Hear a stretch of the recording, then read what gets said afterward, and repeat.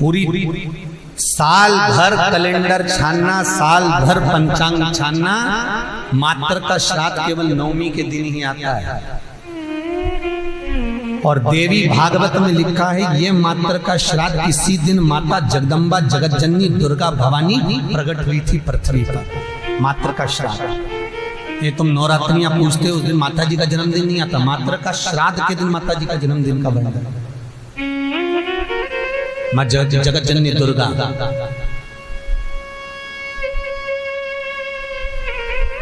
मात्र का श्राद्ध किसी ने कृष्ण किया है, वो हम लिखकर लेकर आए कि महाराज श्राद्ध पक्ष में हमें किसको भोजन कराना चाहिए। ऐसी कोई पुराण नहीं जिस पुराण में लिखा है कि स्त्री मरे तो स्त्री को ही भोजन करा। बहुत ध्यान देना महाराज कथा था। श्राद्ध पक्ष में कोई विडो स्त्री मर गई, कोई विधव्य नारी मर गई, विधवा स्त्री मर गई तो किसी विधवा को भोजन करा। कोई स्त्री चली गई तो उसकी जगह स्त्री को भोजन करा। आप चाहे मार्कंडे पुराण उठा लो, मनुस्मृति उठा लो, व्याघ्र स्मृति उठा लो, किसी भी पुराण में किसी भी शास्त्र में ये नहीं लिखा कि श्राद्ध का भोजन आप स्त्री को कराओ।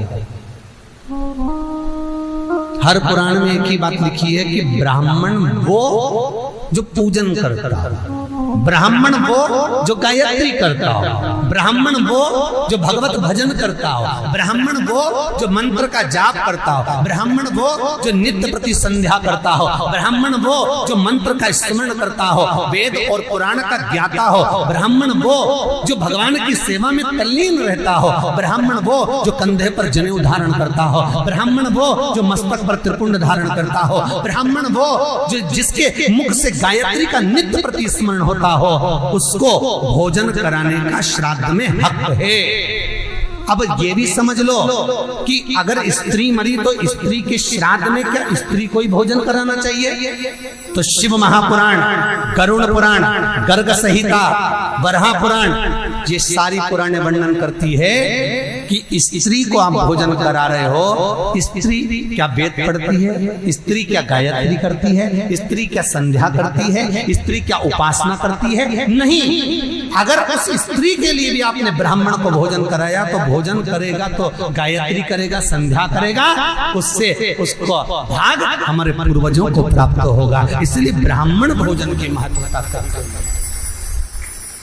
फिर दूसरा क्रम कहा गया, मान लो अगर कोई सौभाग्यवती नारी चली गई, सुहागन स्त्री चली गई, कोई पति के साथ सती हो गई, कोई ऐसी स्त्री गई है तो स्पष्ट कहा गया है महाराज, हमारे यहाँ मनुस्मृति में कहा गया कि अगर कोई सौभाग्यवती नारी चली जाती है तो उसको केवल स्त्री को भोजन नहीं कराना है, उसके साथ उसके पति को भी भोजन पर बुलाना है, तब भोजन के श्राद्ध का भाग प्राप्त होता है। नहीं तो वो स्त्री जिसका तुमने श्राद्ध करा है, केवल एक नारी को सौभाग्यवती को बुलाकर भोजन करा दिया, साड़ी दे दी, चूड़ी दे दी, बिंदी दे दी और वो चली गई, तो वो नारी साल भर में स्वप्न में पूरे घर को दिखेगी जरूर, कभी भी दिखेगी पर दिखेगी, ये पक्का।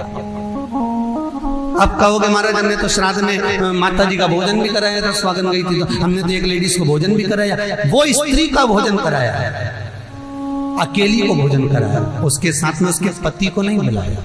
अगर पति आता, दोनों अखंड भाव से भोजन करते तो फिर वो स्वप्न में नहीं दिखती, आशीर्वाद देकर जाती, क्योंकि उसकी अकेली को तुमने भोजन कराया है, अकेली।